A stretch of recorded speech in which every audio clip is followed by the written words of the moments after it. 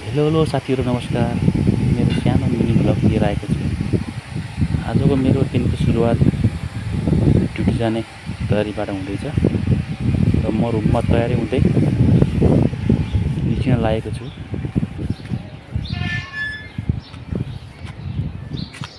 र म निस्कि पनि सकेँ। त्यसपछि आएँ म अगाडि पार्किङमा, जहाँ सामान लिनको लागि गाडीहरू पार्किङ गरेर राखेको हुन्छ।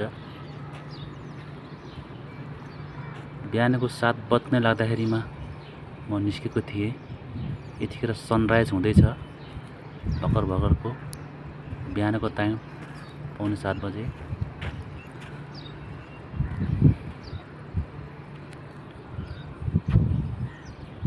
सनराइज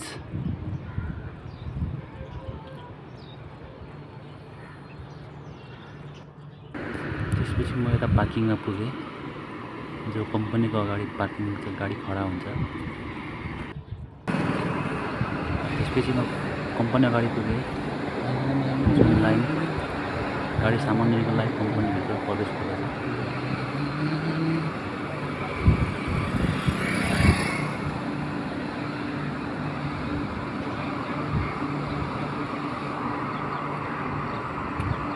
गाडीको लाइन बहुत लामो छ।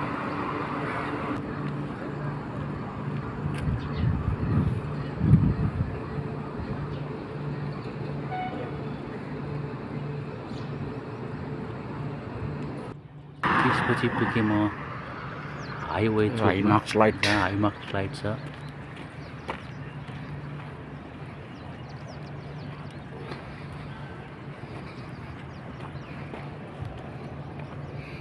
हाइवे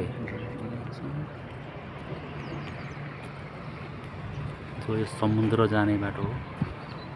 योबाट सिधा गयो भने सिधा समुद्र पुग्छ, नर्मदा नदी। यहाँबाट 15 किलोमिटर हिँड्नुपर्छ। आजको duty 15 kilometre by the foot.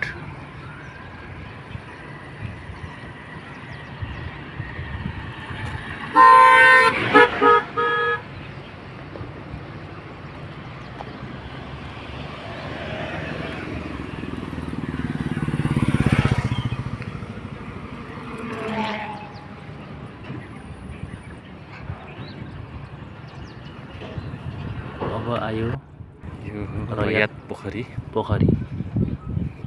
यो पोखरी धेरै पुरानो पोखरी हो। पछि कम्पनीहरूले यसमा पुरै टाइलहरू बिछाइदिएको छ। पछि वाल पनि लगाइदिएको छ, फलामको वाल।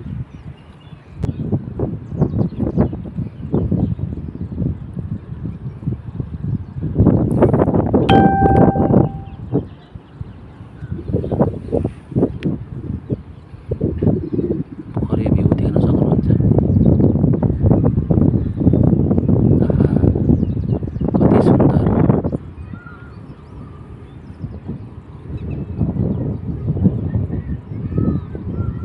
जहाँ मजुरको आवाज आइरहेछ बिहान बिहान।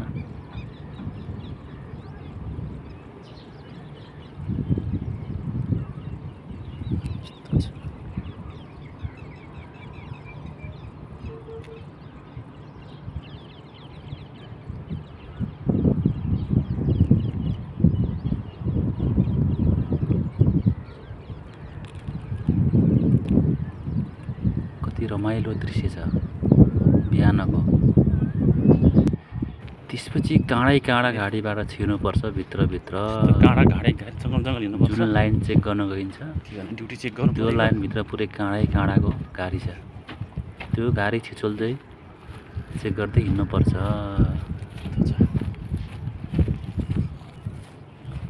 पुरै काँडा। यहाँ काँडाको बोर्डभन्दा अरू केही पाउँदैन।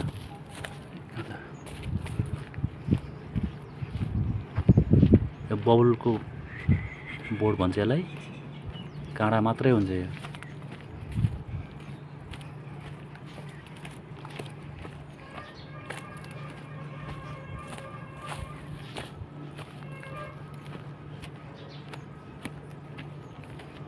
यो बबुलको काँडा यस्तो डेन्जर काँडा हुन्छ फेरि। यस्तो छ ड्युटीको जिन्दगी।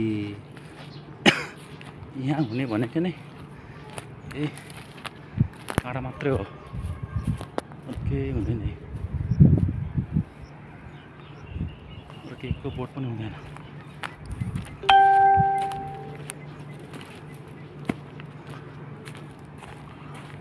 पुरै निहुरेर हिँड्नुपर्ने हुन्छ अवस्था। त्यसपछि म 12 बजेको घाममा पुरा 12 बजेको धुपमा हिँड्नु परेको छ वापस रुम आएँ। ड्युटीको लागि। यति गर्मी छ, यति गर्मी छ, गर्मीको पुरै पेट त नगरौँ। पाल्नु पर्यो। हस् त, नमस्ते, थ्याङ्क यू। गाह्रो छ हो, पछि गाह्रो म छ।